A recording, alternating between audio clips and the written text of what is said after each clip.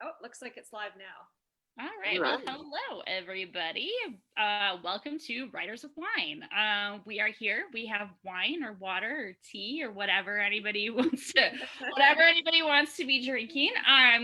Today we are very lucky. We have Michelle Barker, Kelly Thompson, and Michelle Good, and myself. So I'll just kind of let everybody start by introducing themselves. I'm Tara Gilboy. I'm the author of Unwritten and Rewritten, which came out in April, which are two middle grade novels. So yeah, I'll just kind of go around and let everybody go. Kelly, did you want to start? Sure. I'm Kelly Thompson, and my book is Girls Need Not Apply, Field Notes from the Forces. And it published with M&S in 2019. And it's a memoir about my generation of my service in the military. I did 8 years in the military. And it's also about kind of generational history of trauma with PTSD, and also mostly centered on sexual harassment in the forces. I like light, frothy subjects. Oh, you do? Yeah. Just like speaking of light, frothy subjects.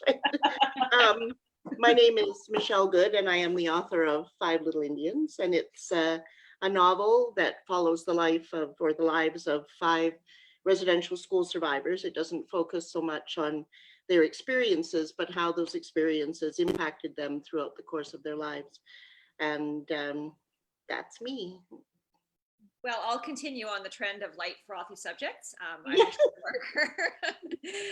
And my book is My Long List of Impossible Things.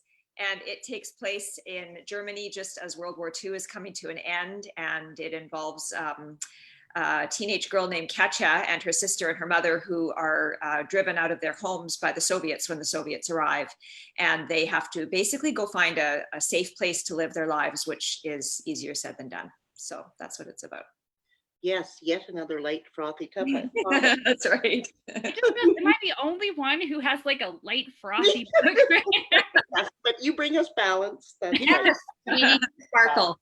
Tara, yours is not exactly light and frothy either, you know. I mean, you've got monsters and sarcastic. They do go Tara, yeah. So I guess I probably light and frothy probably wasn't, but we're all dark. No. Well, it was so fun, especially to hear about all of your books, because we all went to UBC together, and I remember you guys talking about these books from the very early stages, in hearing about them, and so it's just so amazing to see them all out in the world. I wanted to, because I know we had kind of talked a little bit about some questions and things we wanted to talk about, and I'm curious what your guys' process was for becoming writers. Like, have you always known that you wanted to be a writer? Did you always, was that something that developed later, or just something that you've always known about yourself? Michelle, I'm curious. Michelle Good, I'm curious to hear you answer this one. Why? Because I'm the oldest? Because you're a lawyer. Oh, no, I think I've always pretty much known that writing is something that I need to do, and something that I always did. I was that nerdy kid when I was about 10, walking around with a journal already, right? It was just always been my go-to way for expressing what I want to do. And, but law was another one of those things, checking things off the bucket list. I went to law school when I was 40 because I was determined I would. And this book has been kind of the same thing. It's a story I had to tell. Yeah. What about you? Tell me. Yeah, I went an interesting path to be a writer, for certain. But I literally remember in grade 1 writing a book about springtime. My parents still have it. The illustrations, not my jam, as it turns out. But I was instantly knew, like, this is what feeds my heart. This is where I'm home. And 9/11 happened. I was in my last year of high school, and my military family had been in for such a long time. It felt like the thing that was also calling me to that. So I did that for 8 years, but I did a degree in professional writing while I was in the military. So, and then a certificate in publishing. I'm sure they were kind of like, why do you keep doing nothing related to the military? And then I got injured, and it was the perfect time to start retraining. So when I got injured, I got medically released, and that's when I did my degree at UBC. So I have always known. It's just been a bit of a weird meandering path to get there, but I think we all have a bit of it's part of what makes the stories fun. Yeah. That's interesting, because same for me. I mean, I always knew that I was going to be a writer, and I also carry a journal under my arm from the time I can't even remember when. But I almost ended up in law. Luckily, I resisted. I'm glad you resisted. It's horrible. So am I. Oh my goodness. If my parents really wanted me to be a lawyer. And so I went, I think it was like, I don't know, one summer in university, I was doing an undergrad in English Lit. And I thought, well, I'm going to go work at a law firm. I'm going to do research and, sort of see what it's like. And by the end of the summer, like the one thing I knew for sure was I was never going to be a lawyer. That's for sure.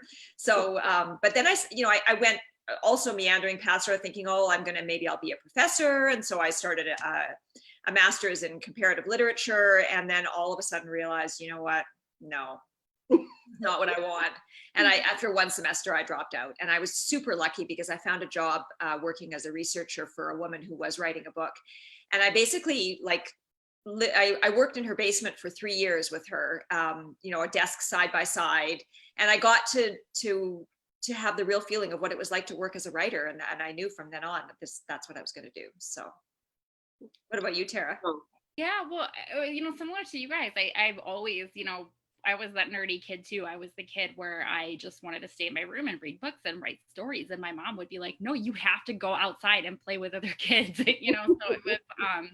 it was something I always wanted to do. But it's interesting. I was thinking when you were saying that, Michelle, about, getting that job working as a researcher, because I think that was part of the reason when I strayed away from writing for so long and took such a roundabout way to get there, is because I didn't know any writers, right? Like that wasn't a real job. Like people who wrote books were kind of like these like mystical creatures, you know what I mean? That you just, I didn't know anybody that actually did it. So it seemed kind of impossible. So I originally had planned to go be a teacher. And I wanted to teach high school English. And then I started substitute teaching while I was in grad school at UBC. And then I was really glad that I didn't decide to be a high school English teacher. And somehow now I'm a teacher. I teach for San Diego Community College. So I have, I ended up teaching somehow anyway. But I do like teaching writing, which is nice. So yeah. But yeah, very roundabout way, I think. But that's a tough balance though. Hey, teaching and writing. Because I teach occasionally, but only very occasionally, because I find it takes so much out of me that I can't find the balance between the two. That's interesting, because I've been wanting to teach, but I think about that as too in terms of the time commitment, especially if you're teaching writing and you're reading, many, many, many little or big manuscripts, right? It'd be a challenge. Mm-hmm. So my law degree is very handy in that respect. It helps me make a living, and we call it, what is it called? Alternative law jobs, right? That are not the active practice of law, but draws on your qualifications. So keeps me writing. I've been teaching, I do a lot of creative writing teaching as well. And so I was teaching at Trent University here for a couple of years. But then my military husband keeps moving me around. I keep losing my jobs. And I've taught some online courses at Royal Roads. So while I find the online ones take a lot out of me, the physical ones, even it was a first year course. So it's, 120 18-year-olds. My goodness. I went home so fed and enriched for the experience. And I'm extroverted, so I like to be around people. But also when you're around them and they feel seen and they feel welcomed into, Tara, you're talking about like finding that community and feeling like you don't know other writers. Instantly, they feel like there's an in, and it doesn't have to be that exclusive club. And I would go home every Friday in the best stinking mood of all time from just a bunch of 18-year-olds who are there because they love it. Not, for the most part, not because they thought it would be just an easy grade. Mm-hmm. As soon as they heard it was a military officer running it, they were like, drop out. I agree that it does feed you for sure. And I've never done teaching in that sense. I've only sort of done like a workshop here and there. So it's not as if I'm going home and grading papers or anything. But I guess I find, because I don't do it as often as that, I have to prepare a lot. And so it takes so much time. Yeah. And then I come home feeling like, oh, this, you know, it was wonderful, but now I need a nap. You know? There were Yeah. definitely naps. Lots. I've done teaching, not writing teaching, but other kinds of teaching, and it's exhausting. You're Mhm. basically you're on for that entire Yes, period of time, right? And exactly. that's yeah. But when you get a good experience like Kelly's, I get that about it being very energizing as well, even though it's a lot of work. Yeah. Mhm. And sometimes you'll hear too about like I'll have students that'll talk about like how much they're writing and like, you know, they're like, oh yeah, I just wrote, you know, 20 pages over the weekend. I'm like, wow, I wish I wrote 20 pages this week. Yeah. Then I feel like such a fraud, you know, I'm like, oh man, I can step up my game. But I think, you know, for me, part of it too is when you're teaching, and I don't know if you guys have had this experience, but like the writing workshops can be a little bit emotionally draining because like you're always trying to make sure nobody's feelings are getting hurt. So I feel like I'm always kind of policing, like, ooh, what are they saying? Is, you know, is that going to be okay? So Yeah, Mhm. that's for sure. Well, May I ask the next question? yes. Because Yes. this was someone else's question, but I'm excited about it. Uh-oh. About how everyone, or maybe it was mine, I'm starting to lose track, but how everyone writes through discomfort and kind of moving through it, writing about topics that are hard, but also writing through your own personal discomfort with a topic. You know, it's funny because so many of us avoid conflict. It makes us uncomfortable. Yet another reason why I'm particularly interested in Michelle's answer, where your job is to work in such a large element of conflict. So I'm curious how you all manage that in your work. We'll start with the other Michelle. Well, it's an interesting question because I'm actually working on a novel right now that that involves drug addiction, which I have indirect experience with at the moment, and so it's difficult. And every so often, it does get the better of me, and especially because it's sort of it's a part of my life that I want to shut off and not really think about. So but at the same time, I find it cathartic because it forces me to look at things, and it forces me to think about these things. And it's emotionally difficult, but it's also, for me anyways, emotionally necessary, because I tend to be this type of person who shuts things off because that's how I survive. It makes it easier. But it's not altogether healthy to do that. So I find that writing is like it forces me to be present to something that I would really rather not be present to. So it's not comfortable, but it's good. Well, with me, with the novel that was just released in April, which deals primarily with the abuse of small children and how they survive or don't survive that experience. For me, it was just, I made it a cause, right? This story has to be told. This story has to be told. And so this is your work and you're just doing your work. And that's really how I approached it. I because you can't even distance yourself emotionally from that, because how you feel, how it makes you feel, is something that you need to put in the work, that needs to show in the writing. So you know, Michelle, I can understand how that would be very difficult, right? When it's something that's going on in your own life, and there you are addressing it. Challenges. I have you know, for the most part, I think I've kind of taken in the past the easy way out and written things that weren't necessarily emotionally difficult for me. I am working on a project right now that I haven't showed anybody certain parts of, and I think it is because I've been trying to give myself permission to put stuff in it. You know, and it's a nonfiction project, and I've been debating how much of myself that I put in as like the narrator, you know what I mean, type person, or the author voice. And so I know that there's stuff in there that'll, my connection to it would be beneficial to it, but I'm like, how much of that am I willing to share? And so that's just something I guess I've just been writing and giving myself space to do it without showing anybody yet. And then maybe later I'll have to decide, but that's kind of how I've been managing it, you know, to start anyways. I don't know how I'll finish it, but Well, nonfiction is tricky though. Not like, I mean, fiction you can hide, right? I mean, nobody knows particularly Yeah. what my experience is with this. But like, for example, Kelly, like you got nowhere to hide. You I'm have to. allowed to swear on this. I won't, but like, I mean, yeah, like there's no hiding from anything. And memoir is hard too, in that you're not just being judged, when you read reviews, you're not just being judged on your writing, it's also on your life. And who wasn't a stupid 21-year-old at some point doing a lot of stupid things? Oh, that's and my latest book that I've just has just gone off to my publisher, which is exciting, is also about the death of my sister just about a year and a half ago, and who was also an addict, and also a lot of abuse and situations. So again, light, frothy subjects.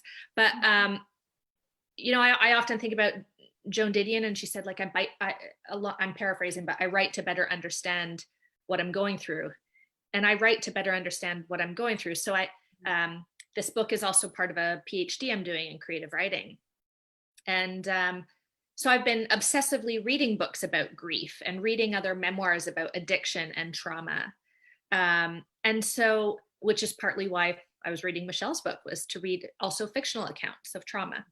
And I think that I think about the resonance and hope for that, what that will create for other people. So when I'm feeling really down about a hard moment I'm going to have to sit with, like writing the scenes where my sister died was like stabbing myself. But I think this is the book I needed when I was suffering with this thing.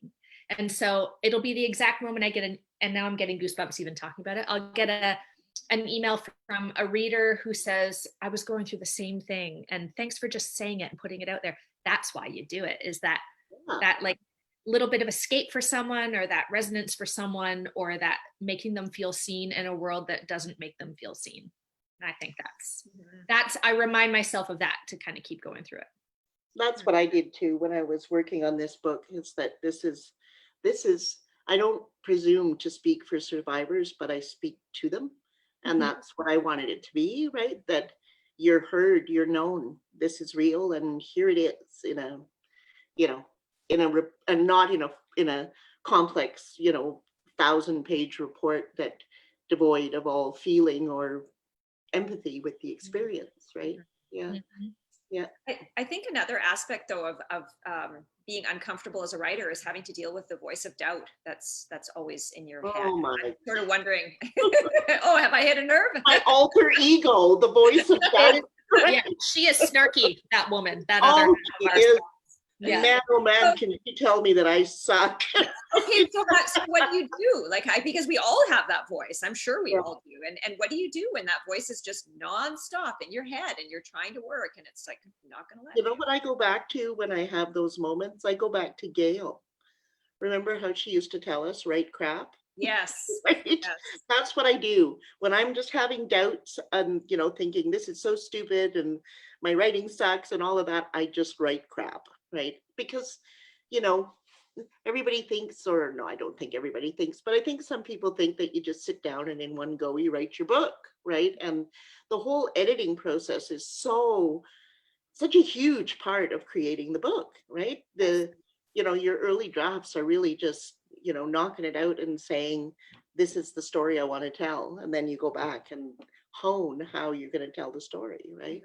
So yeah, I write crap. When I have those moments, I go right back to Gail. So yeah. Yeah, Gail had a lot of good advice. She sure did. Yeah, she did. She was awesome. Yeah. I think all my favorite pieces of writing advice come from Gail for some reason. And we were all in the same workshop with her, weren't we? Except for Kelly, you weren't. Except for Kelly, yeah. I was. Not with us though. Not with us though. Yeah, in the summer. You were? Oh, not in the summer. I did her novel course, the whole year one there. Yeah. I did that as well, but not with you though. Right. Yeah. Yeah, me too. Oh, Michelle, you and I were in Brian Brett's together. That's right. Yes. Yeah, and Brian told me if I ever thought of titling anything to immediately reconsider because I'm horrible at titles. It turns out he was wrong. Thanks for that. Yeah, not wrong. It was brutal, but it was true. Where did the title for your book come from then? It was not you? Girls Need Outside? I hated it. And I hated the title. And I was like, I'll just stick some crap on here and like send it in. And someone smart will fix this for me. No one, and they were like, oh, we love it. And no one did. No one fixed it. Ah! But it was based on like one line. See, he was wrong. You're good at titles. Forgot. But I still don't love the title. Although it's a bit tongue in cheek and it kind of like pokes people the wrong way. They think I'm saying women shouldn't join the military, which is not Right. But it, yeah, I don't love it. Should I be saying that? I'm allowed to say that. I like your title a lot. Well, I think it's great. I like your title a lot. Military women have been mad at me about it. Really? Oh, that's interesting. Yeah. I find that quite interesting. I think Pretty it's a great thing. Although it's usually because they haven't read it and then they read it and then I get a nice apology afterwards by email like, that's not what you meant. Oh boy. But yeah, titling is not my thing. I can't even remember how many potential titles I went through in the 9 years that I was writing this thing. Just Did you all pick hundreds. So Really? I picked my title. Yeah. Did you? Michelle? Yeah. Oh yeah. But usually like I hit on them pretty early and then they stick. Yeah. Yeah. Not me. So, well, this second one, I've got the title already. The title just came to me and it's the name of, there's only going to be 2 main characters this time instead of 5. Why I did that, I don't know. It was very challenging. 5 characters. Holy. That was really tough. But this one's going to be called Eliza Sunshine. Nice. I'm in it already. Yeah. I actually, it just came that has to be the name and it is. So Yeah. we'll see. Yeah. See what a publisher says. Yeah. Like I sometimes get a title before I've even written the book. The House of 1,000 Eyes, I knew that was like, because I saw that in another book and I thought, oh, if I ever write a book about East Germany, that is what it's going to be called. Oh, I'm really good at coming up with titles, but of things I haven't written, right? When it comes down to something that I've written, it's like, oh God, right? It's like, but yeah, this would be a great title. This would be a lovely title. What a great title, but nothing to go with it, right? Michelle, can I move you into my basement and then we'll just like collaborate? You give me a title. Sure. And then, yeah. Yeah, for sure. Title generator. Yeah. Business interests, yes. My sequel, I knew the title, Rewritten, because the first one was Unwritten, and I'm like, oh, Rewritten, that can be the sequel title. So I knew this. So clever though. Like I think that's. But you were one step ahead of yourself. It should have been written, and then the third installment would be written. Oh, good. Yeah. See, maybe I'll do it book 3. Although a student gave me a suggestion for a book 3 called Unbound, and I'm like, I like that. Oh, That's also good. Wordplay, Yeah. I like it. Yeah. Unbound. Woo, yes, that's a good one. So have you guys oh, sorry, go ahead, Michelle. No, I was just going to ask because you have done the tough thing of writing a sequel, which I just like.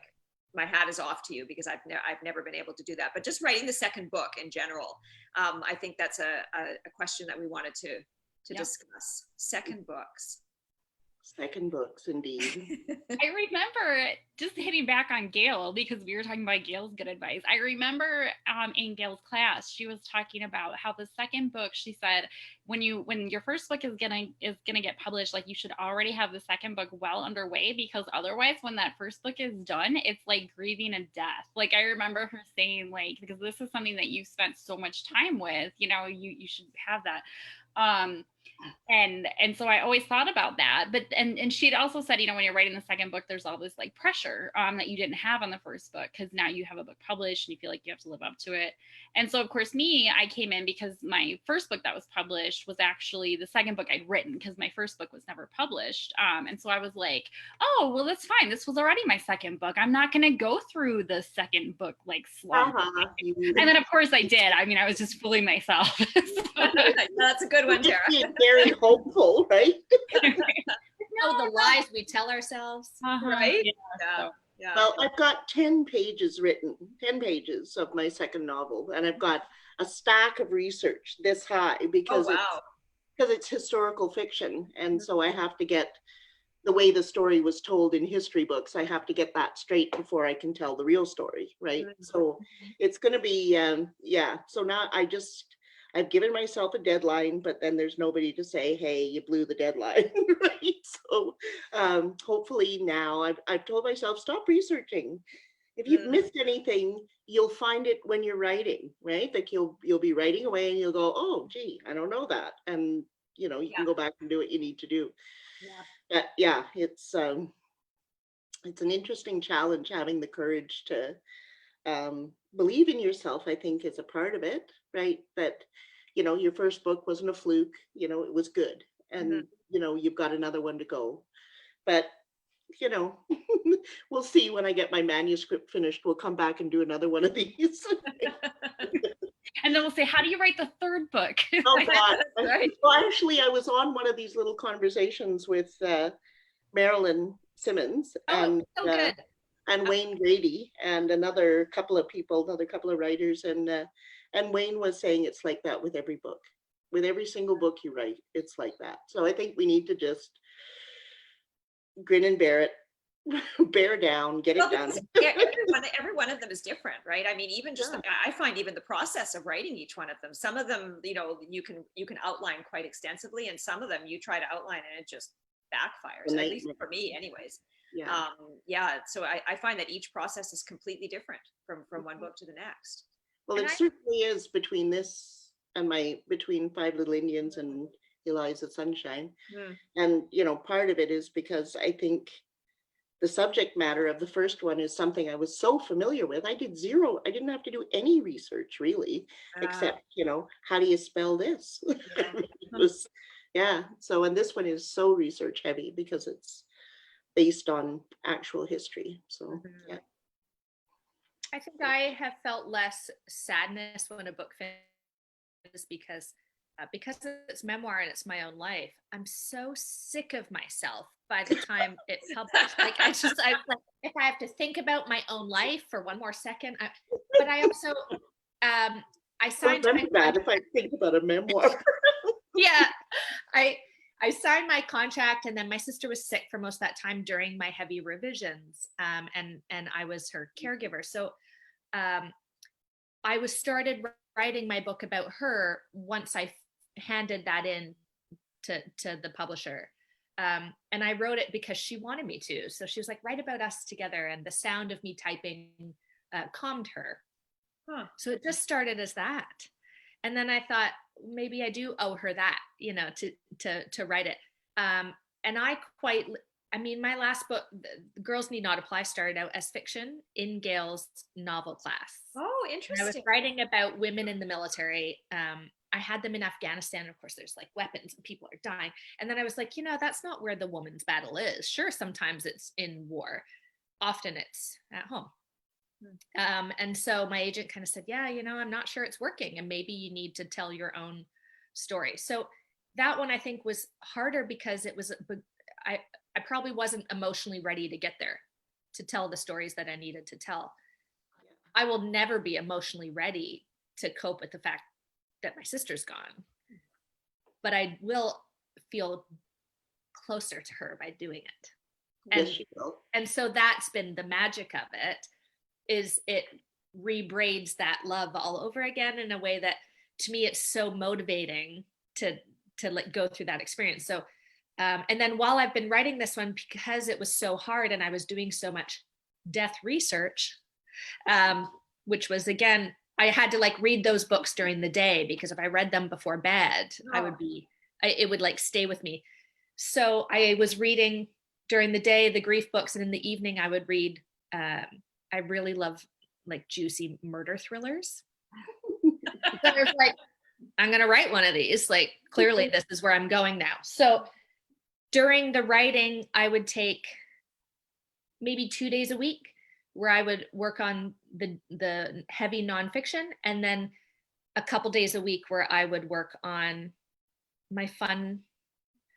Should I be equating the fun murder, but the fun murder book? The fun murder book. But so you're able to balance two projects at once, hey? Well, so this happened accidentally with Gail, because I was told, and I asked the creative writing department at UBC, if I take Gail's novel writing course, can I use my thesis book at the same time? And they're like, yeah. No, I could not, as I'm told once I'm in. So now I'm like, I'm in a novel writing course and thesis course at the same time. So I have to write 2 books at the same time. No. But now I've discovered I kind of enjoy it. How you had to do that? What do you mean you had to write a novel book and then you had to write a thesis book? I had to have 2 separate ones, I was told. Really? I didn't think so. Oh No. gosh, guys, don't betray me now. I've already done it. And I'll be like, now I'll lay up at night, like, why did I have to write a second one? Because You didn't. horrid. You didn't. Yeah, Yeah. because I'm pretty sure the novel I worked on in Gail's class turned out to be my thesis. Yeah. The novel I worked on in Gail's class was my thesis. But doing them at the same time. Yes. I Oh, hate no. Didn't do the thesis at the same Yeah, time. no, same. No. No, Yeah, I think it was Like potentially this year. because it was at the same time. Probably. Because I remember when I took Gail's novel class, I was working on 2 different novels because I was also taking the Oh, you writing keeners. class. So I had to do or what's that, Michelle? Sorry. She I said, oh, said keeners. keeners. Well, then actually, I have a question. This isn't on our list. I'm sorry, but this has got me thinking now because you said this. So, like, did you guys all start out writing like what you ended up writing? Because, like you said, you started out working on novels, Kelly, and then you switched to nonfiction. Like, so did you ever imagine that you would write memoir, or what? How did that come about then? Actually, I didn't want to do fiction much. And my first course when I started UBC was Wayne's nonfiction class. And I wrote about my first military funeral.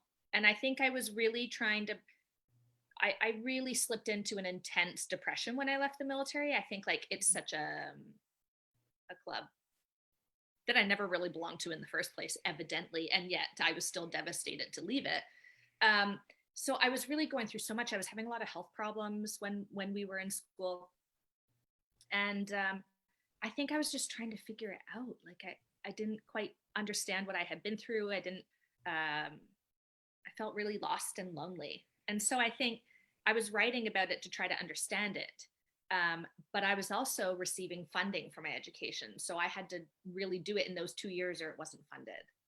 So if the course wasn't offered, the course wasn't offered, and I was kind of out of luck. But I didn't think this book would be nonfiction. But nonfiction was what I loved to write. It just wasn't what I loved to read, although I do now. So I don't know. I don't know. I had a really interesting experience about this. I don't know if you remember, Michelle, when in Gail's class, we had to write an outline of the novel that we were writing, or the collection of short stories, and it was to be 1 page, right? 1 page.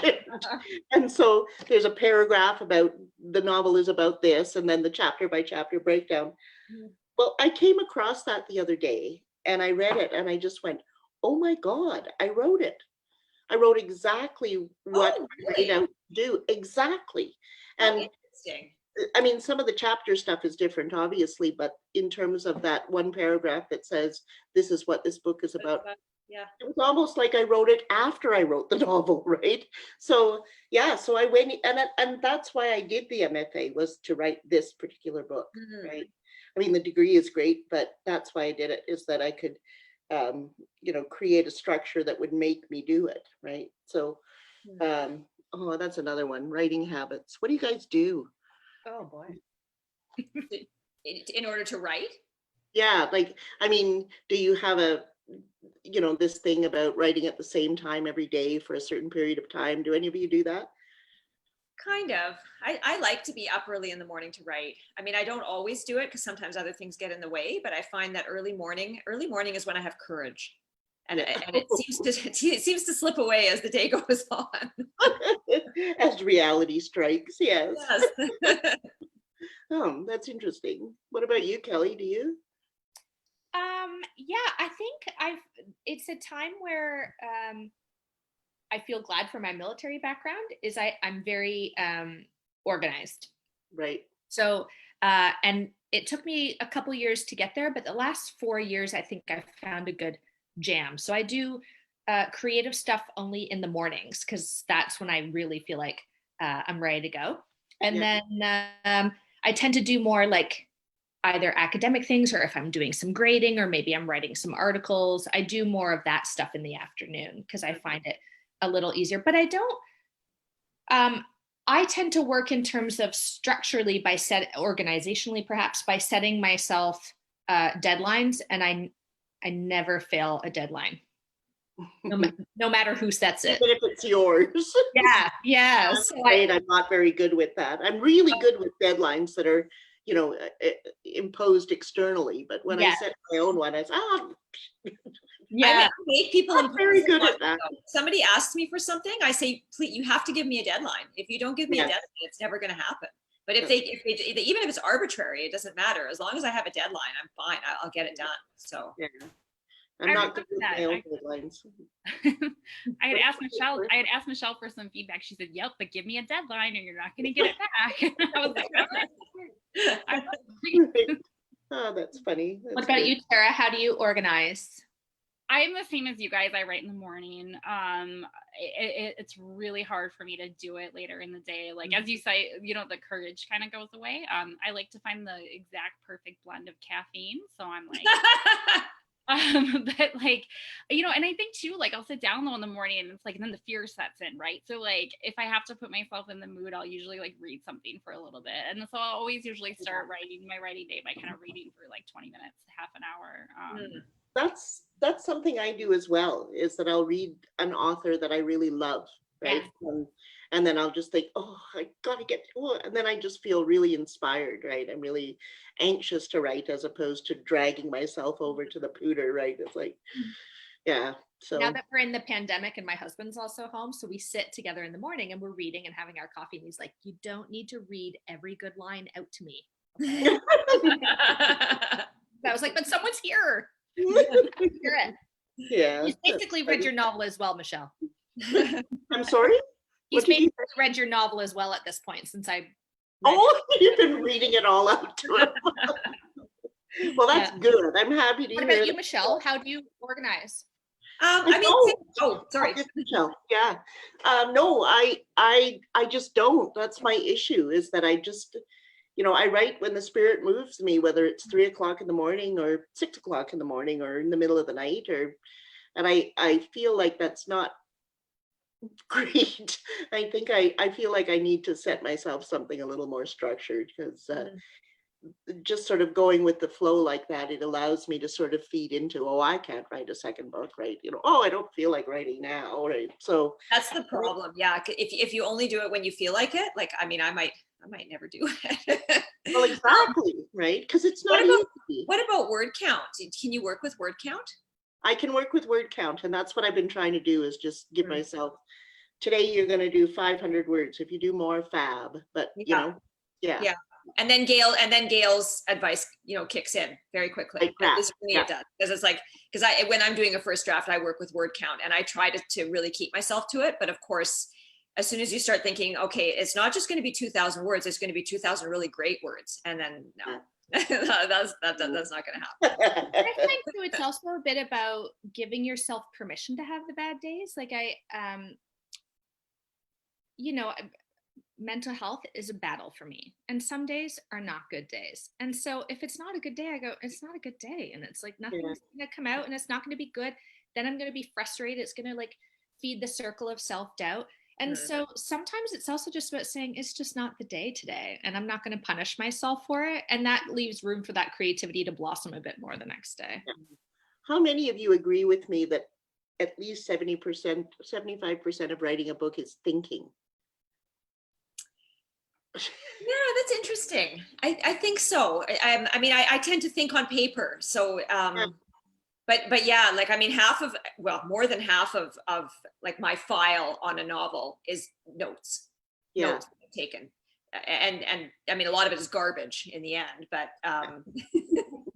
oh, well, right. And it has to start somewhere. I mean, you have to start somewhere, and then that's why, but going back to what you said, Michelle, about you had written a paragraph about what your novel was going to be, and your novel turned out to be exact. Like, that's impressive, because when I look at the novel that I just wrote and what it started out as, you wouldn't even recognize them as the same book, except for the fact that the protagonist has the same name. I mean, other than that, it's like, it's so different from what I started out with. It's crazy. So Well, it freaked me out, quite frankly. It really did. Like when I read that paragraph, because as I was working with, I had the original draft that was my thesis. Sorry, Kelly. Right. And then, there were so many changes that I kept thinking, wow, this is totally not the not the draft that I wrote. And it really wasn't at all anything like the original draft, but it was exactly like that paragraph that I set out for myself. Like that's exactly. very interesting. I mean, I was just kind of blown away. And I think it's going to be the same that's why I say that I think 75% of it is thinking, because this book that I'm working on now has possessed me for about 2 years while I've been working on the editing and getting this one out, right? But all up here, and now to get it on the page, right? What about you, Tara? Sorry? Sorry, Michelle, I interrupted you. Oh, I was just thinking there's another thing too that I think about, and that is shutting up my internal editor. I find myself writing and editing as I write, and writing as editing as I write. And it reduces the amount that I'm actually writing, but it kind of thwarts my creative thinking as well, right? And so what I've started doing, I know it sounds like I'm a bit of a lunatic. It's like when I sit down to write, I say, okay, editor, you're free to go. And I just mentally push them out of my space as much as I possibly can, because you know as well as I do, you could edit a page for a week. Mm-hmm. I've been in a class where we did that with the internal editor. Now it's not, I mean, unless we're all lunatics, which that, we might be. But I've heard that before, where you basically just show them the door and say, like, I will need you, but not now. Not now. You can step in later. Well, and I think part of that comes from too that I've just been through the whole editing process with my editor at HarperCollins, right? And so you're kind of in that editing mode when you need to be in the writing mode. So very different. So, yeah. I'm curious, Tara, how you handle. Oh my God, the original question has gone out of my head, but we were talking about organizing, and then we were. Staring at thinking. I'm thinking because your plots are so like rich and diverse. There's all this like fun and magic and monsters. Like, how do you spend a lot of time just wistfully staring out windows, or thinking of monsters? Yeah, I write a lot of drafts because like, I mean, I don't even know, like I was just thinking about that when you said that about like editing as you go along, because like I had to stop doing that because I would edit as I went along, and then I would realize, oh, I have to throw out 50 pages of this because it doesn't work in the plot anymore, and now I spent all this time editing it. So you know what I mean? So I just write the whole crappy first draft so that I'm comfortable, throwing away the stuff. But I spend a lot of time thinking, and then I get help because I workshop a lot of sections, which I don't think I could ever figure out my plots if I wasn't workshopping and getting feedback from Michelle and other people. But there was a quote, and I'm trying to remember who said it, but I remember reading it. It was like a book on writing, and somebody had said that like a big part of the writer's job is like people think that they're just being lazy and because they're just staring out the window for like 3-4 hours at a time, but they're like, no, I'm really working. Like, like I figured out something great today, and I've done that with like, I always sit like, I'll spend days just sitting like with like my Post-its and a piece of poster board, like trying to like get my stuff figured out. And I'm not getting anything written, but like I'm thinking, and it's helping me kind of like, at least put some things on paper while I'm thinking. So I don't know. Well, I find I have to be moving when I'm doing that, but if I'm moving, I definitely, it's the stuff comes. Yeah, for sure. I'm a dance thinker. I've been writing this book, for example, about my sister. So I'm listening to a lot of Disney tunes lately to like get back to our childhood. And I've been waking up the last like 4 days to Gaston from Beauty and the Beast singing how he's especially good at expectorating every morning during COVID. But I like yes. So I put it on and I kind of like dance around my office, and it puts me in a little thinking mood. But I've also been getting I've been developing some new intense forms of arthritis that are stumping some doctors. And so my fingers often in the morning are so swollen and painful, I can't work. So this has been a new challenge. And I've been starting to use some voice recognition software. And I've been really struggling with it. Not struggling with its efficacy, but struggling with it's feeling very hard to be creative when I'm like, period, quotation mark. Oh, yes. Indent. Like dictation, right? It's like killing me. Like it's killing me. So I feel like thinking is about to take this new, because I'm gonna now have to think really hard before something comes out. Could you do it without adding the punctuation and then just go into the hard copy and add the punctuation? I'm starting to think this might be what I do. I mean, it's all very new and I'm trying to kind of figure it out. It's also started to change my working schedule. Often by the afternoon, my fingers work better. Oh, yeah. So I'm starting to kind of do that. But so yeah, that's been a whole new level of thinking. Am I just talking about all my health problems in this thing? No. Is this therapy? Is this? No. I think actually, though, I do have to say that talking with other writers is therapy because nobody else really gets it. That's very true. Yeah. And I mean, how many of you guys actually talk out loud when you're working to yourself? Me. Okay, good. Thank you. Yeah. I don't. Totally. You don't? Well, no? You're reading my book right now, Kelly. And so you've read about Clara. Yeah. Clara was the most vocal character. I used to literally have arguments with her talking about speaking out loud, right? Because she would literally in my head, she'd be saying, I wouldn't say that. And I'd say, yes, you would. We're all nuts. I make the facial expression I'm trying to describe. Or like I'm trying to describe an action. So it's like, absolutely. So you make sure that it works, and is it realistic, and would somebody actually do it? Yeah, absolutely. Yeah. I do a lot of that, and to somehow, it's almost like this.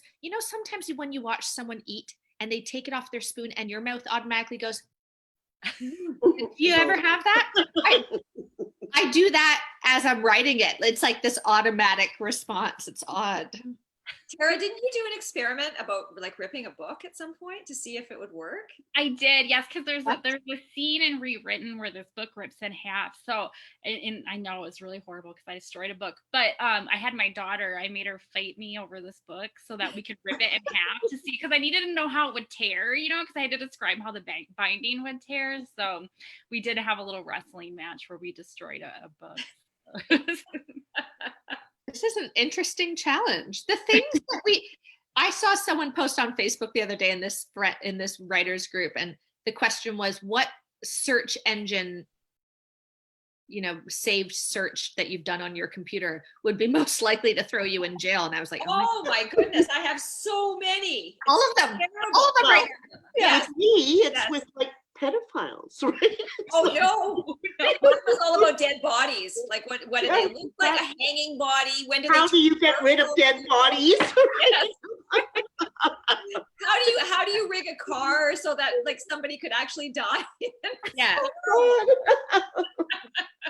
We're all going to jail, ladies. I remember being with an autopsy one time, and I was like, okay, so like what, how long does the person have to be dead before their like skin turns colors? And like, I've looked that up too. Yeah. Oh yeah. Oh, God.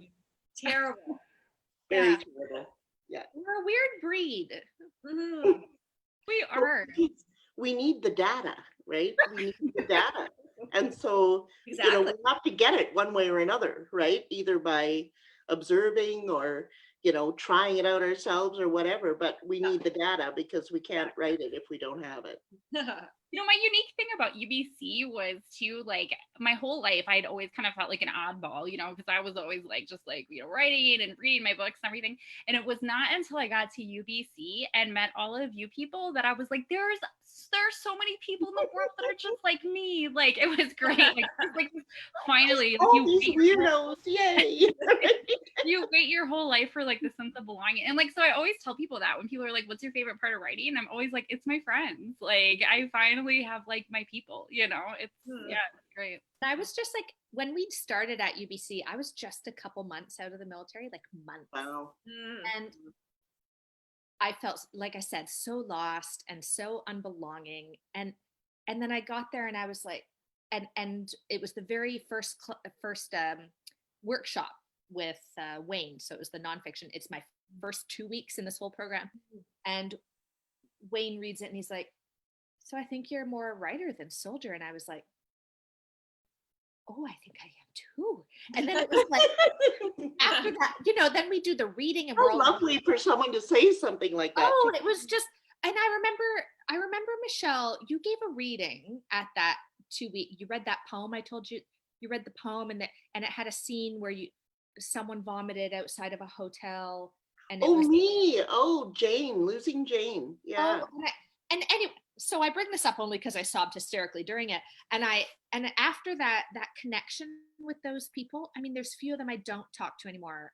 And there was such magic in that feeling like you belong somewhere when you felt so on the outside of something for such a long time. It is. Yeah.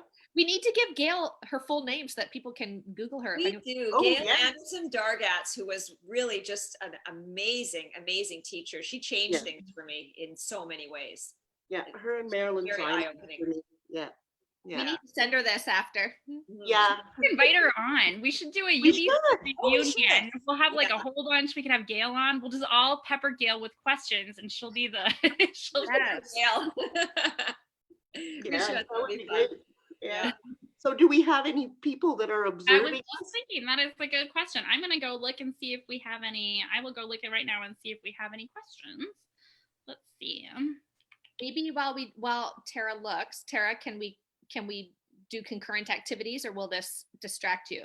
Oh nope, you're fine. I'm on my phone. You guys go ahead. So maybe everyone could give their their best writer advice nugget. Oh, Just keep writing. Just do it. Yeah. yeah, I So think so. I good mean, night. I would have said write crap, but we've already been down that road. So. But I agree with you, Michelle. Like, I think that, you know, persistence is maybe the most important part of this.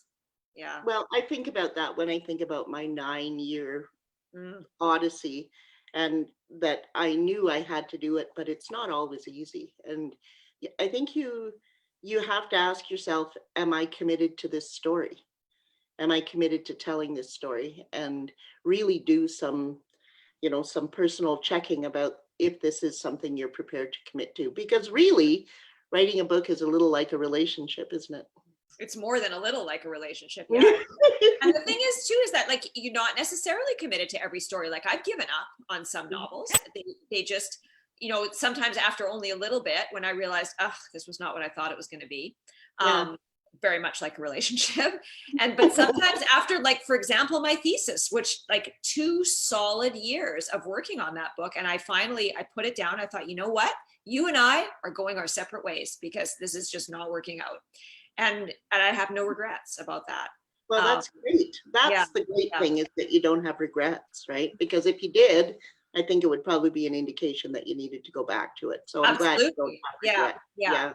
But I mean, the thing is, it's tough to know, and I find, like, you know, you guys can weigh in and see what you feel, but like, it's tough to know if you're giving up on something because you're like, it's easier to quit than it is to push forward, or if it's like, you know what, my heart's not in it and I just can't, it's not worth persisting, you know, like, how do you know the difference? I think we've all written the books that are still hard. So if it was that easy that you just gave up because it was hard, none of us would be here, I don't. I think so. Yeah, absolutely. I wrote this thing. I was getting ready to do one of these things with Marilyn, and I was just thinking about what I wanted to say about writing, and I came up with this thing that is now on my little bulletin board above my desk, right? And, you know, writing is not easy, right? And writing is not magic, but when it's working, it's magical. And that's what I live for, is those moments when it's just rolling, right? And it just feels so right, and you're on, and it's happening, and you're not struggling with every paragraph to get what you want, right? So Agreed. yeah. Which is kind of like a relationship too. I remember, and I was thinking when you guys were saying that there was like one of our teachers, and I don't remember if it was Gail or Marilyn now, but I remember somebody saying, that like, writing is often like the great love of your life. Like that is the relationship of your life. And you may have other relationships, but like that's the main one. And I guess I've always kind of felt like that too. Like that's the thing that's always there for me. I always have the writing no matter what else is going on. And I think that's why, like, when I think about my piece of advice, and it was sort of intuited by Brian Brett telling me I was bad at titles, and that I go totally over the top with my endings, because I wanted to like hammer the reader over the head with my intent, with my themes, with my purpose. And it's to trust my reader. Yes, that's a huge one. Yeah. And it's so hard to do. It's so hard to do.